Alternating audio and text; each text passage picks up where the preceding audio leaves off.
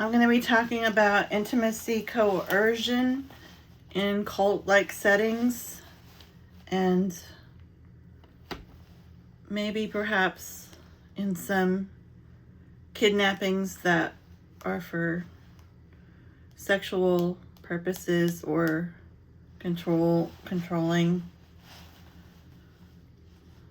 situations, such as like a kidnapping or like a forced bank robbery where there's hostage taking. So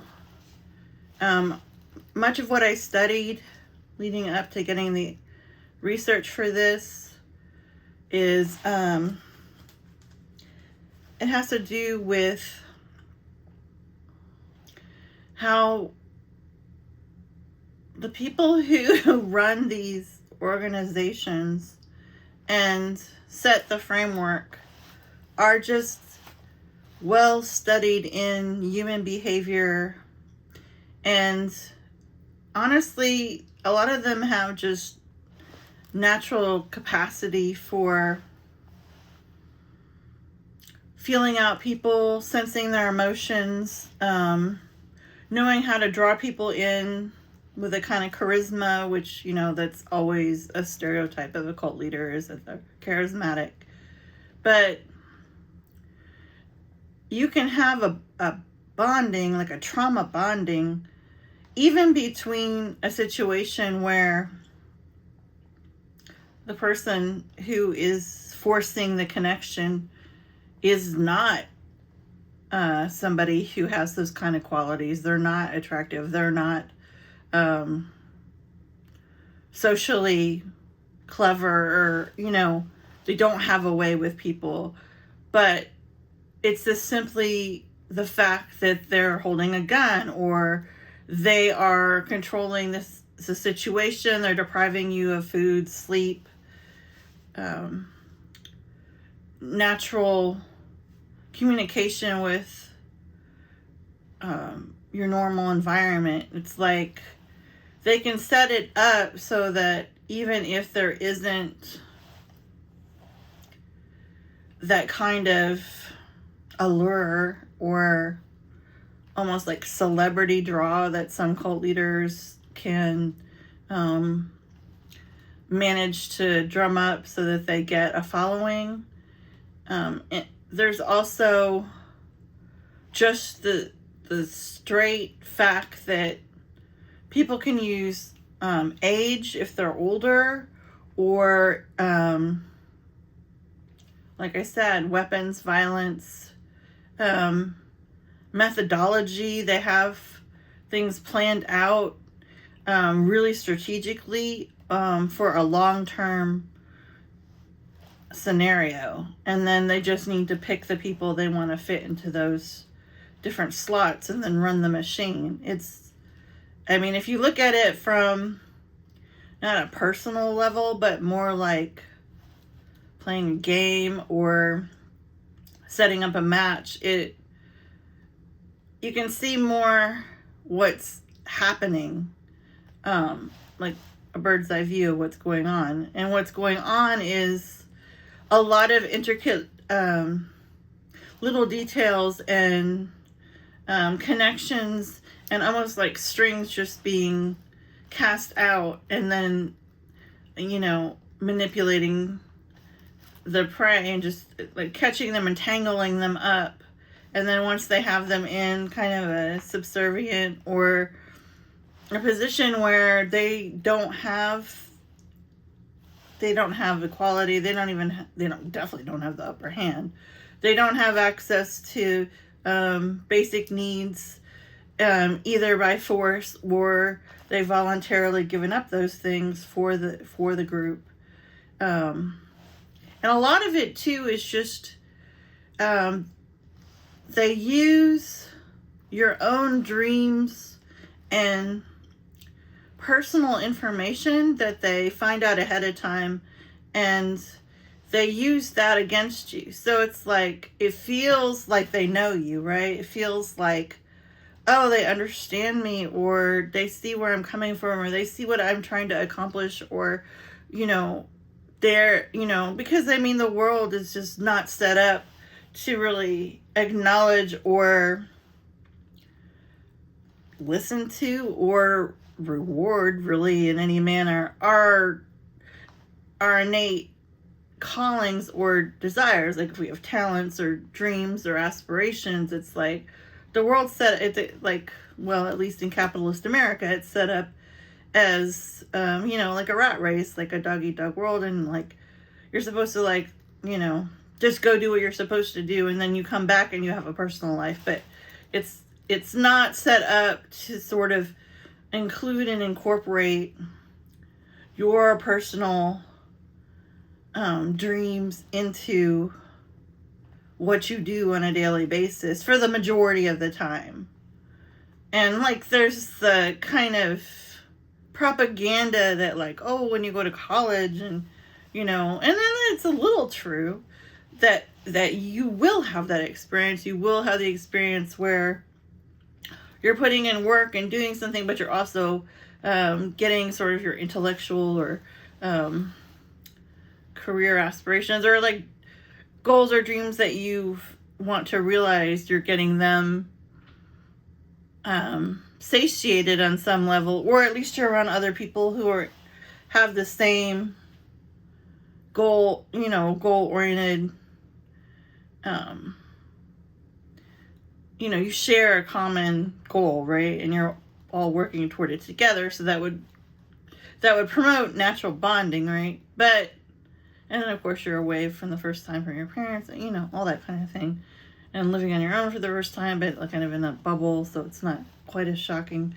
But we all know from the extreme high cost of getting a higher education, and the fact that most of us, when we went to go start our major or get our degree in a particular area, that honestly we spent the majority of the time taking classes that were totally banal and didn't have much to do, our core curriculum didn't have anything really to do with what we really wanted to be doing, which is kind of the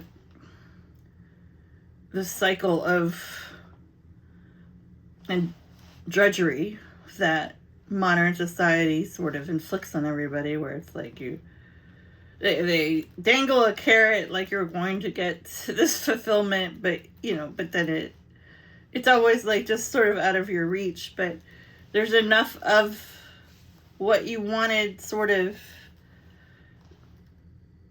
permeating everything, so you think, well, maybe just have to work harder or do something different, and it will be in my grasp. It's very Great Gatsby, like the green light across the water. Like he believes that his life is going to be better and different, and that the world is stacked in his favor because he's a young man of a certain class status or money with some charisma, and like he thinks, well, why wouldn't I succeed? Like, why wouldn't I be the one?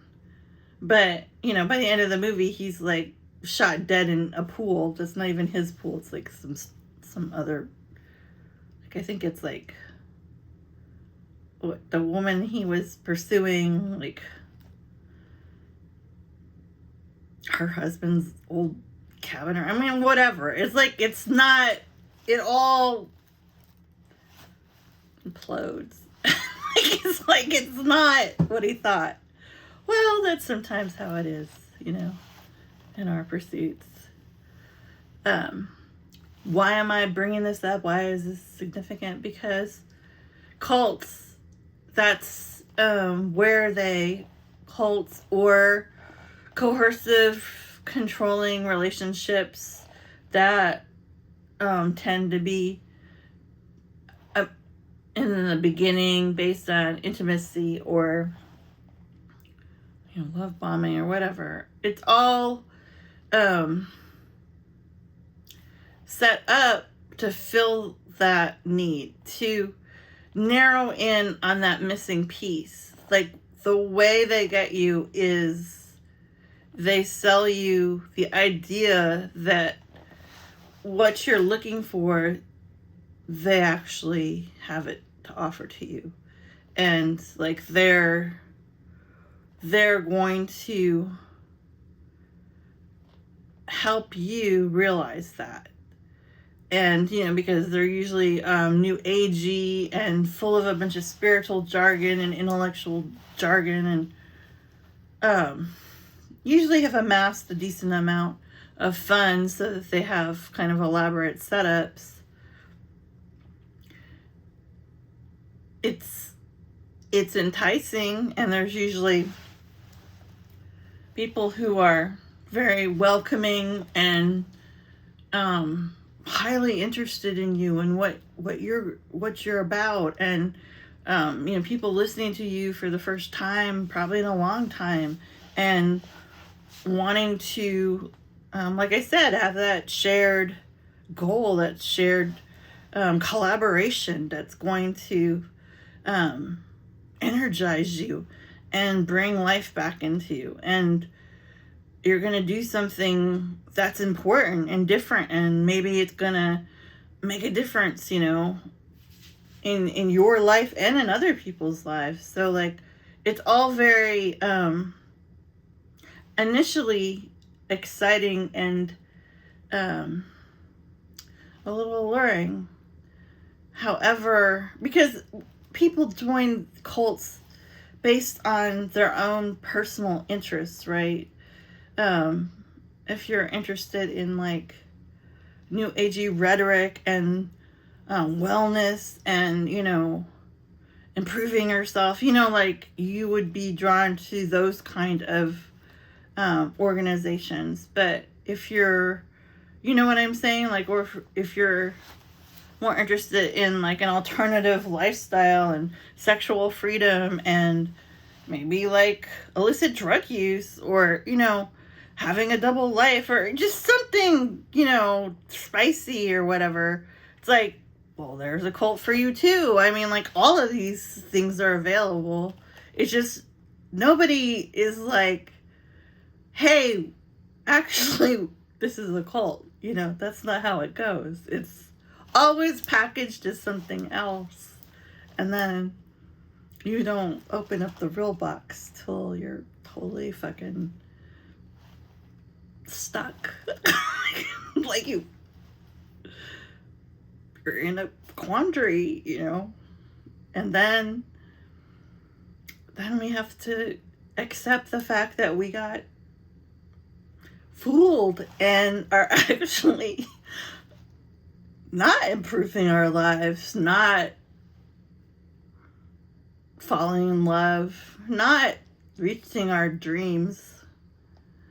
No, we're actually getting scammed and embarrassed, shamed, and fucked over. And likely we voluntarily came into this experience that we have now gotten rid of all our personal belongings, you know, cut off all our friends and family and means of making a living normally in regular society. And now we find ourselves in a strange location with a bunch of oddballs, and we're doing a lot of things that we probably would never have thought we would ever have done, but it's happened so slowly over a long period of time, just a little bit of increments. And just over time, we've let go of our own, maybe morals, right? You know, whatever, you know, all the things, identity, like all the habits, all the things we normally, privacy, dressing the way we like, having the freedom to come and go as we like, and actually having control over our own lives. Like, that's all in the past now, because now you're deep in something that you're slowly figuring out in the back of your mind, something's telling you, this isn't going to turn out well. This is going in a direction I'm not comfortable with, like, at all. But then another part of you is just broken down because they target your insecurities. They publicly humiliate you. They make you feel like if you leave, you'll be shamed and no one's going to want to have anything to do with you. They attack all the things about you in a sort of hypercritical way, but it's under the guise of teaching you or helping you improve yourself or, you know, work on your character defects, you know, become a better person, right? And become like a family or a community or a utopia even. That's all what's going on, you know. And then there's also this sort of pressure that's on you, that when you do express yourself, your own thoughts and feelings about what's going on or how you feel or what you're seeing, what you're noticing, everybody is like, tells you that's not what's going on. Like, that's you got it all wrong, or you're just not seeing it right. And so and I'm talking about like more like group cults. I'm not talking about like kidnapping or bank heists or any of that kind of thing at this particular moment. So intimacy coercion happened in Nexium, Children of God, which I've talked about, which is also the, you know, the one with River Phoenix, Family International, the FLDS, which I have to, the Fundamentalist Church of Jesus of Latter-day Saints. I must say, I don't know hardly anything about them.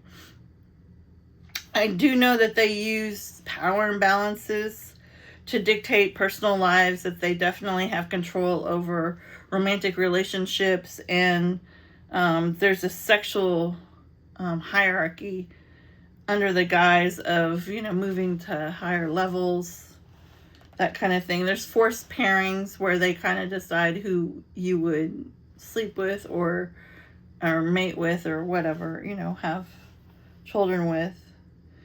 There's spiritual framework where sexual compliance or submission is disguised as a requirement to get closer to God or to get enlightenment or relieve you of bad karma, that kind of thing. Keith Raniere was the Nexium. He had like, okay, this is crazy for a wellness new age cult. He had a whole secret master-slave inner circle where women were branded, starved, and coerced into sexual relationships under the guise of empowerment and self-improvement. Well, that sounds like a really hard sell to me, but after reading about the Sarah Lawrence cult, I mean, I guess I shouldn't be surprised by absolutely anything at this point, because if one man can completely convince all these people, like multiple lives, he like just took down, and their families, and all the, he convinced like even doctors who were, or psychiatrists even, who were trying to intervene with these students he was obsessed with, and sex trafficking and controlling, mind controlling, and shaming for their, he would get their personal childhood traumas, of course, this old tactic, and then use that against them. And then he did all kinds of crazy things, like he had cameras installed. He even had them going out buying the camera equipment, bringing it back to the, you know, it's just all a bunch of fuckery. If that man could like completely convince professionals, like in law enforcement apparently, and in psychiatric world, medical world, that he's legitimate. I mean, it's kind of like that, what's that show that Tom Hanks and Leonardo DiCaprio were in, where it's like there's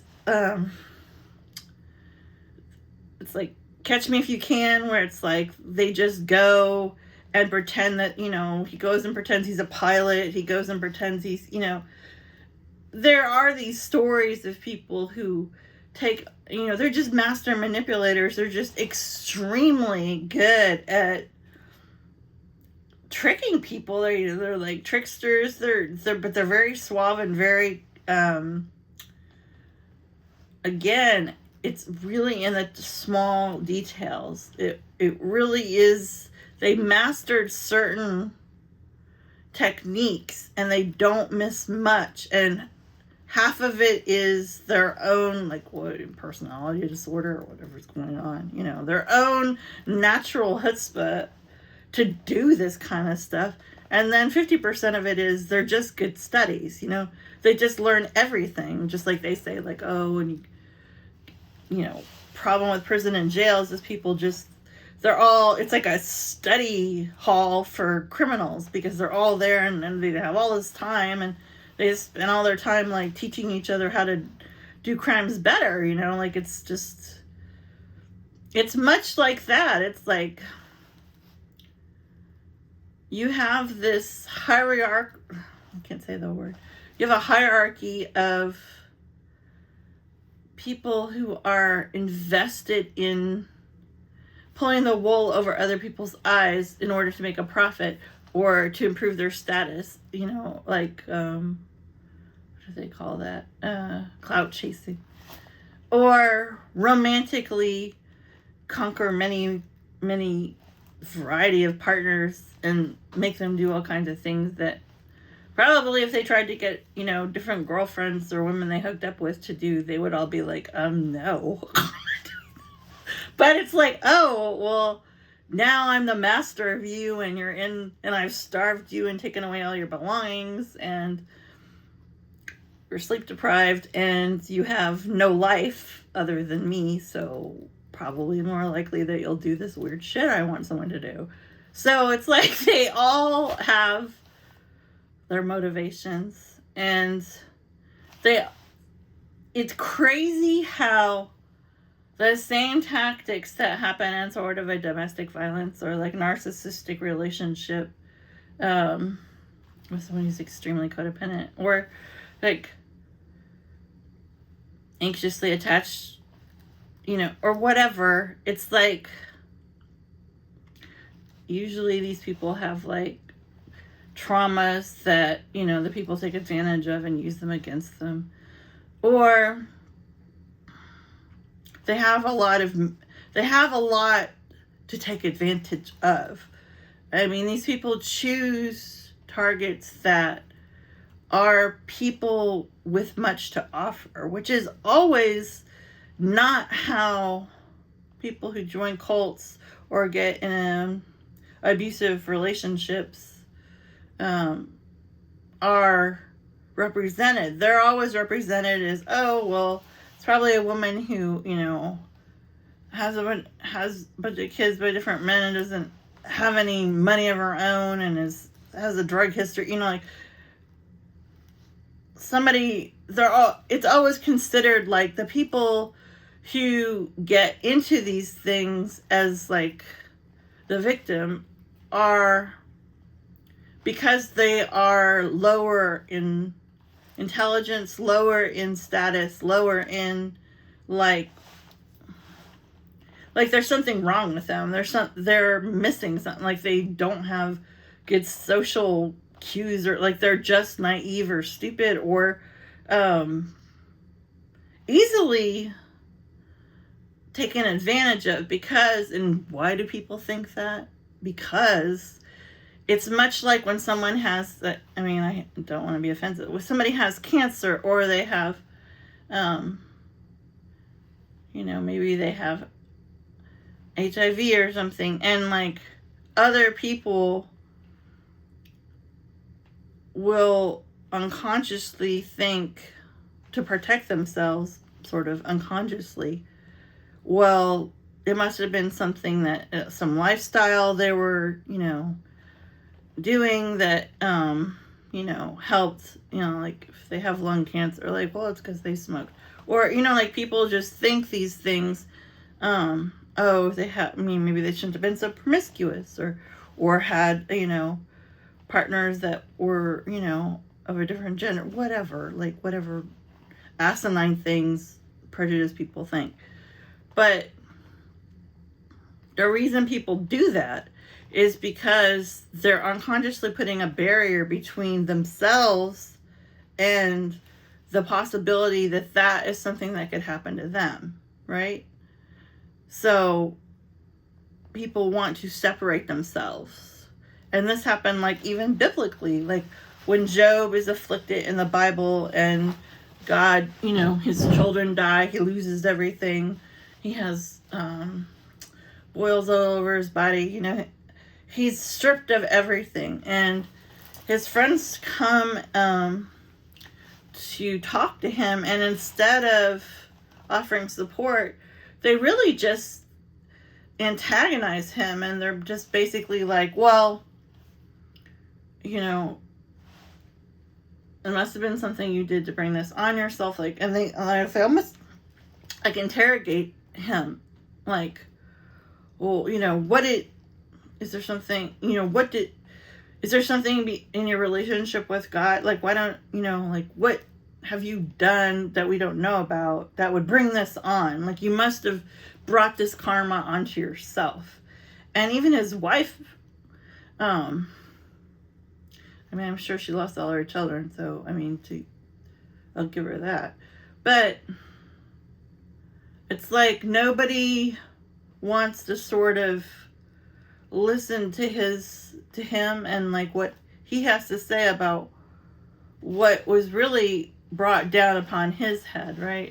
God chose and Satan chose Lot to endure this, and his wife and friend, whoever else is in his life, or like other people he owned land with, or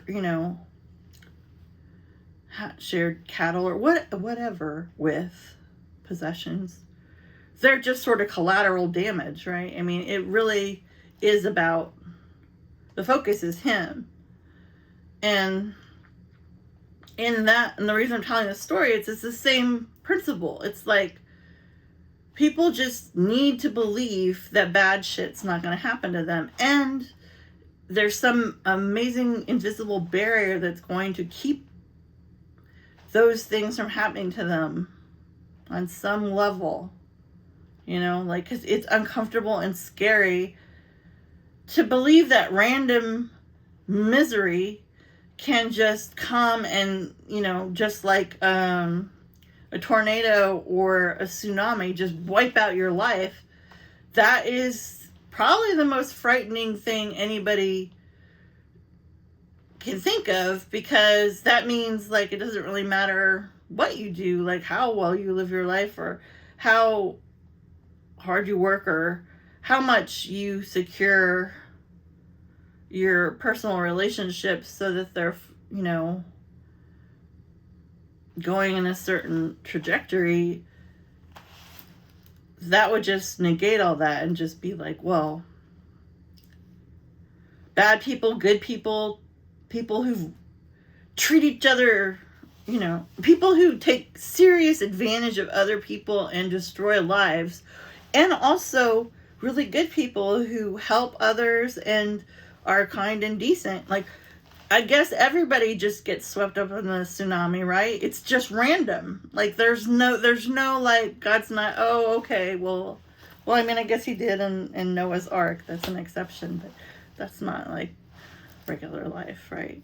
But in most circumstances, it just, everybody unilaterally gets blighted, right? So most people don't want to accept or acknowledge that whatsoever,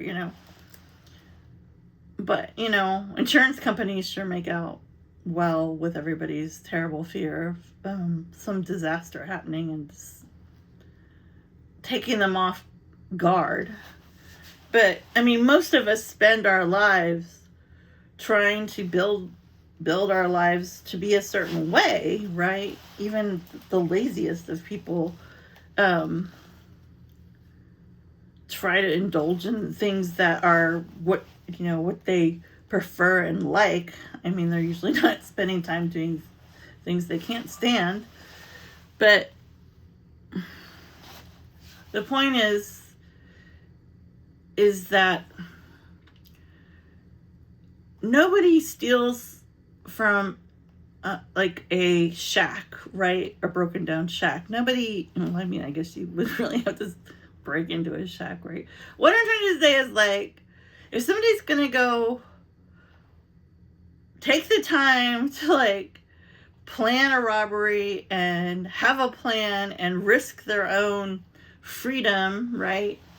They're going to probably choose somewhere that's lucrative. They're going to go to a good neighborhood with probably low security, kind of like right on the edge, where it's like the people are rich enough to have stuff, but maybe not super wealthy, where they're in a close community with a lot of security, right? So they're going to try to go for that.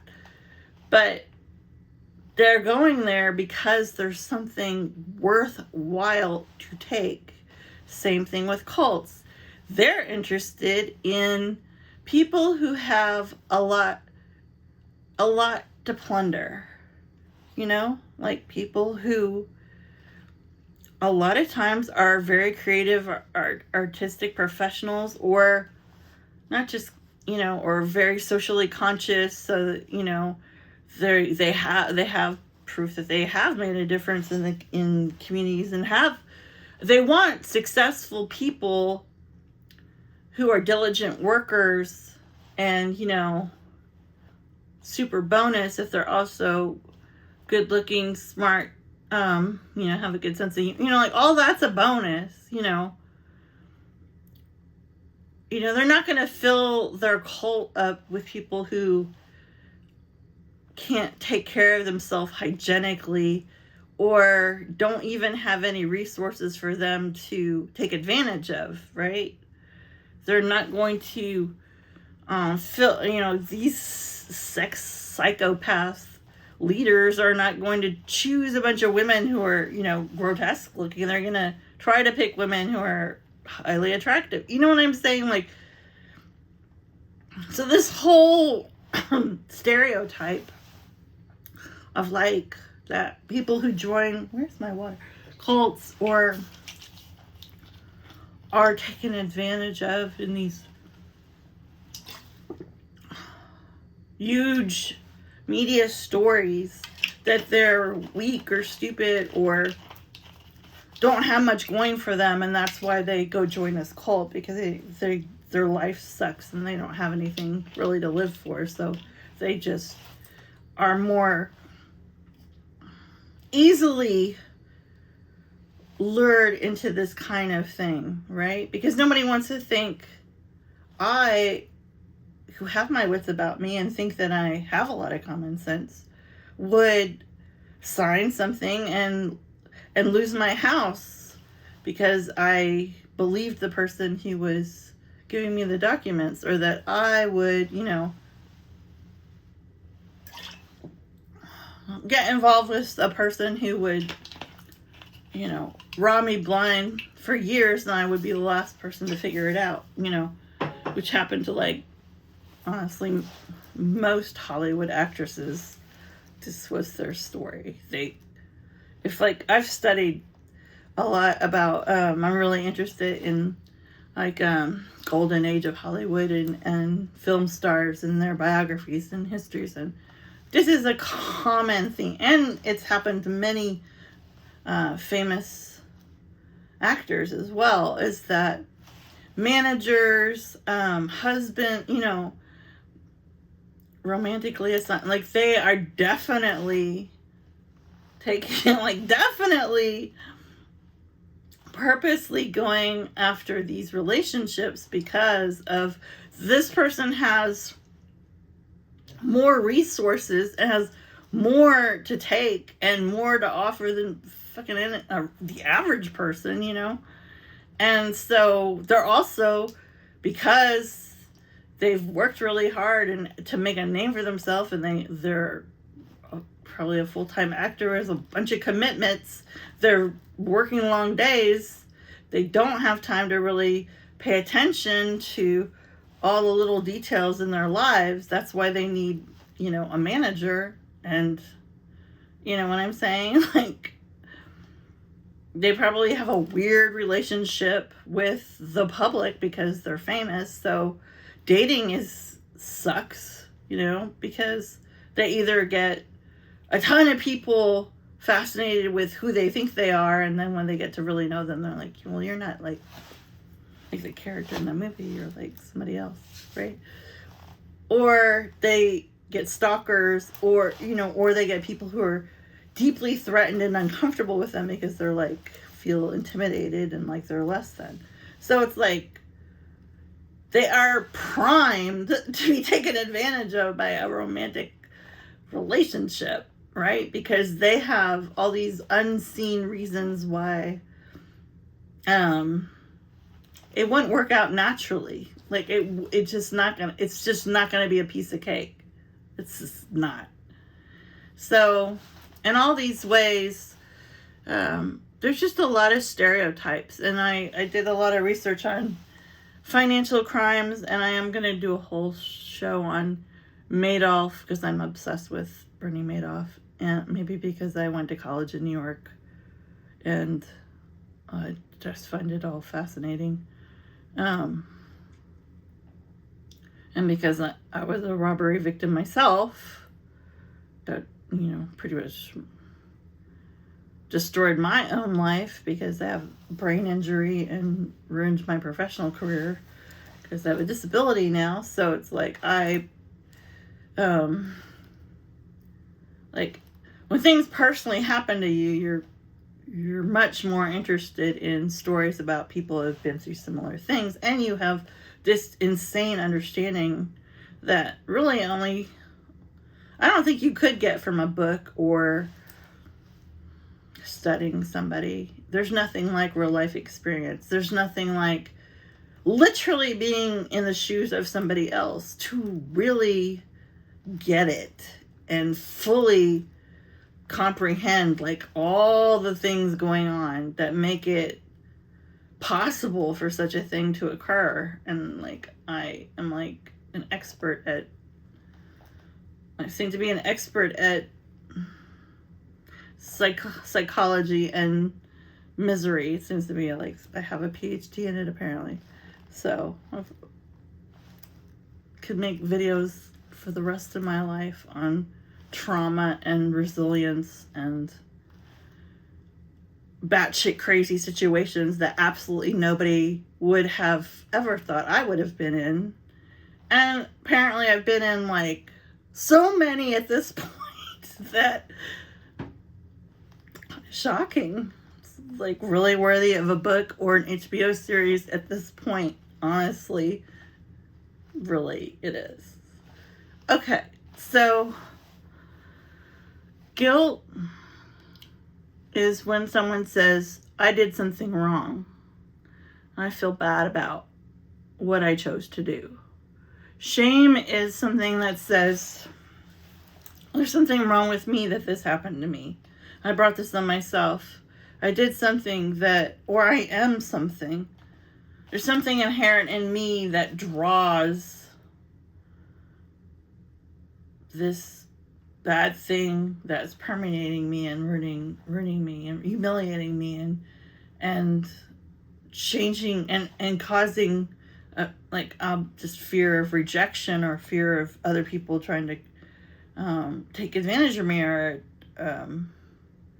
I don't feel like who I am. I feel like my identity is fucked up now.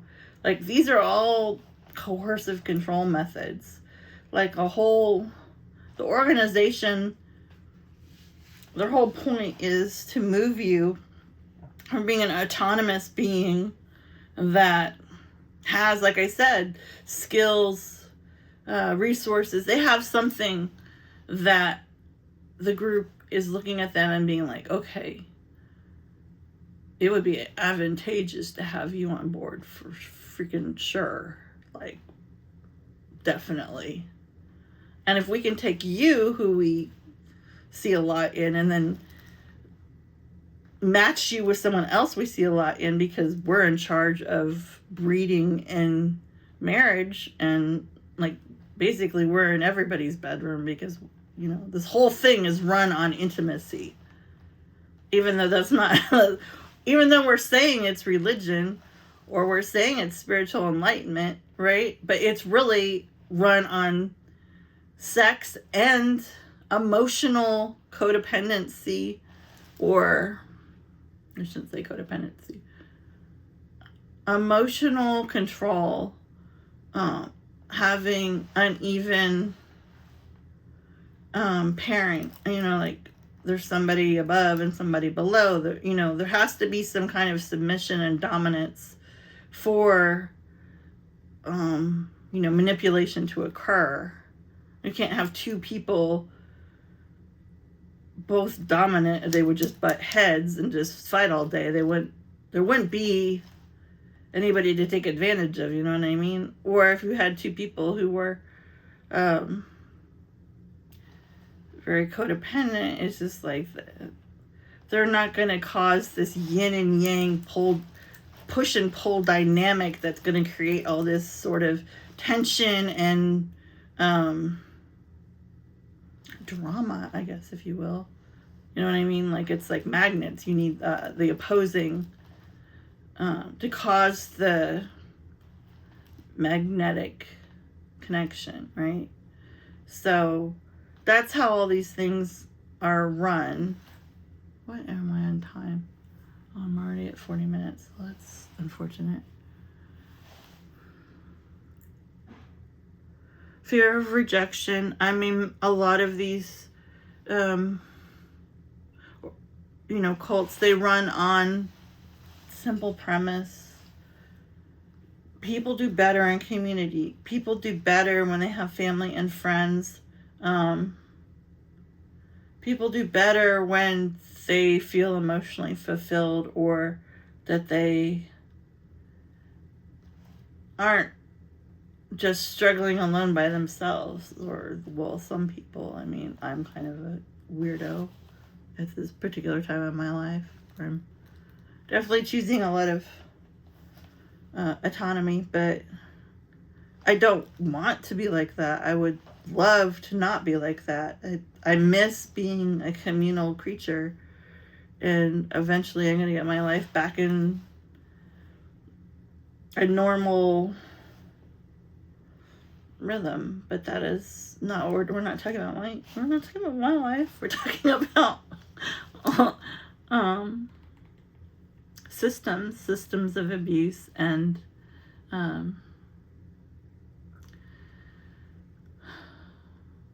so basically they use this idea that we all crave community, and they target people who are estranged from their families, or a recent divorce, or maybe they lost their child. They target people who are lacking that. And if we're saying they're targeting the people who join cults or these kind of organizations and devote themselves to them, or just give up everything and become aligned with them, it's coming from a lack. That is true. There usually is a lack in their lives. It's just the way they're stereotyped. It's like they are lack. You know what I'm saying? Like, everything about them's lacking in common sense, lacking in discernment, lacking in self-control, right? Especially with some of these or sexually based ones, or like utopian societies, or the Shakers, all these kind of groups that are really pull people away, so that there's no comparison. They can compare themselves to people who aren't in these weird communities, because they are only around everybody in the weird community with them. Like, they don't have anything to compare anymore. And usually their devices are monitored, or they don't have them, you know, or they're told they shouldn't partake in them. They're usually told, you know, the government's watching them, or they're told that,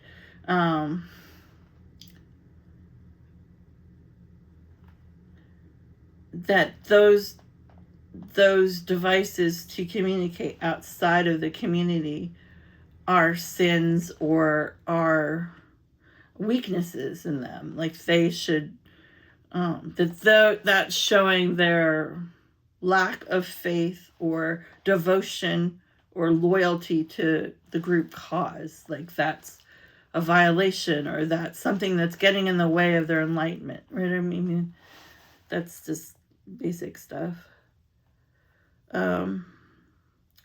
Public humiliation, I already talked this about how they have hot seats of public confessions where members are shamed in front of each other. Scientology has a weird history with this shit, where I don't like to use the word brainwash, because there's a lot more to brainwashing than just the term implies. It's actually a pretty, there's a process. And most of brainwashing can't occur until your original identity is broken down. So, you know what I'm saying? Like, you can't really brainwash someone who's full of confidence or moral high standing, or, you know what I mean? Like, well, you could take advantage of that, I guess, and flip it. But somebody who already has principles or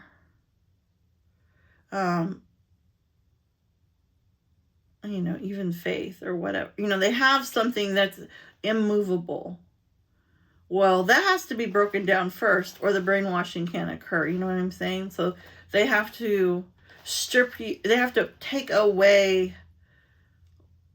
That's why, like, narcissistic relationships, like, destroy people's souls, really. You know, it's not just their lives. It's like, it breaks down who they are at an essential level. Like, who their core self is picked apart and attacked, and they're made to feel insecure and question themselves, and they're gaslit, and they're not sure if it's their thoughts or the person who's messing with them. You know, they get all discombobulated, dismantled. They get completely turned inside out. And then that's when you can fill them up with all the rhetoric and ideology to move them towards, you know, like, you don't just join these organizations and they're like, okay, well, guess what? You're not going to be a sex slave. No. It's a long process where they, you know, make you fearful physically, emotionally, sexually, spiritually, psychologically. You know, something terrible is going to happen to you if you don't do what they say, or they won't be pleased with you, or you'll be, you know, affection will be taken away from you. You'll be isolated. You'll be shunned. You know, nobody will want you. Like, something there has to be a process where you get to that point. You just don't start there. You know, when you first think that when you first start, you believe in the fake front they have, right? You're drinking the Kool-Aid. You think that this is like the best thing that ever happened to you. This is like, I know one of the cult researchers I studied that I found fascinating. She's from the 70s, Janice Lafton. I'll put her in my Threads account. But she's so fascinating because she joined a political cult. I think it was the Democratic Workers something. And basically, she was just really into politics, and she really was into, obviously, the Democratic Party, and, like, you know, making a difference, helping altruism, all that stuff, right? But she felt, and women's rights, but she felt frustrated, like there was nothing powerful, and you know, there wasn't a group of people she could talk to about all her ideas and thoughts, and, you know, share her what she was reading or working on that had to do with her ideals, right?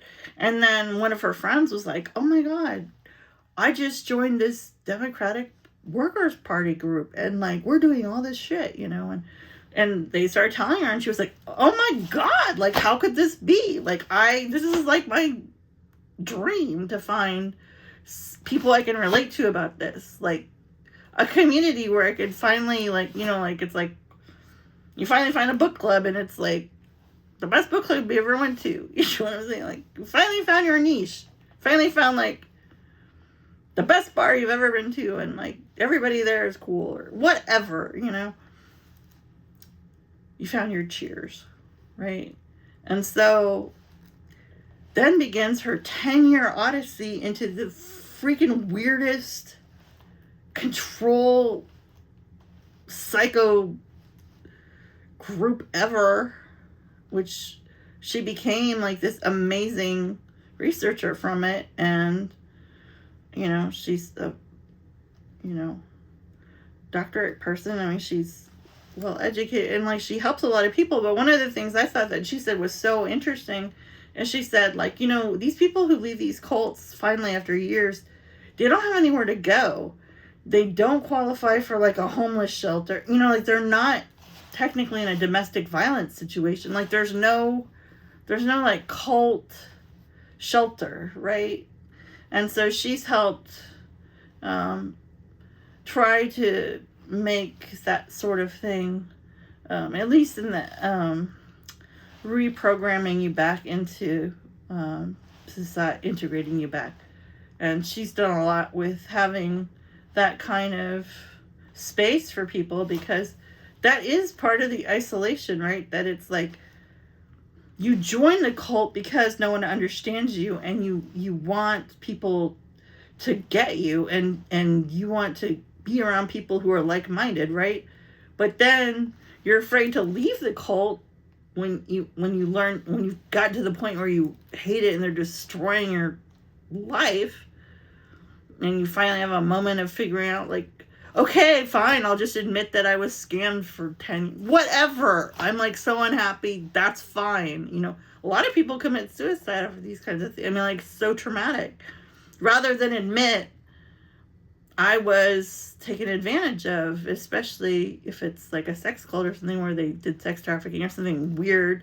You know, it's like they lost a ton of money or asset. You know what I'm saying? Like, that's a really hard pill to swallow.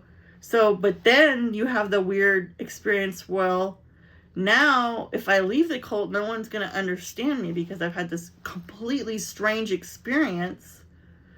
Unfortunately for me, the only people who get it are here with me in hell. But if I try to go back to the people I didn't think were like-minded, right? And I was trying to really break away from because they were, like, normies, and I wanted to do something important and, you know, meaningful, right? It's like now you're stuck because all those people that you didn't really connect with, well, they're really not going to care for you now. Like, if you didn't think you got along with them before, wait till you try to, you know, spend time with them now. It's not going to go well. Because what are you going to talk about? What are you going to talk about? Well, they're talking about going, you know, on a bowling league, or, you know, their daughter's getting married. Like, what do you have to share? With your weird sex cult experience? No, you don't. Like, you are screwed. You essentially belong nowhere. And now you have no resources. And your brain's all muddled up. because you've been under mind control for who knows how long. Or you've been in love with someone who turns out is like some kind of sociopath. Well, that's unfortunate. Now what?